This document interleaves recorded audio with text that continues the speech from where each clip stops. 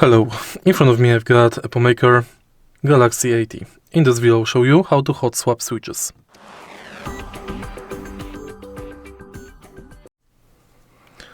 To hot swap switches in your keyboard, firstly prepare keycaps and switch puller.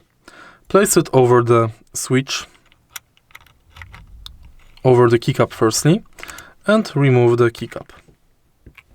Next, place this part over the switch from top and bottom, squeeze it and gently pull. Remember that this keyboard can have different switches, some 3 and some 5 pins. So during replacement, always make sure to put them back correctly.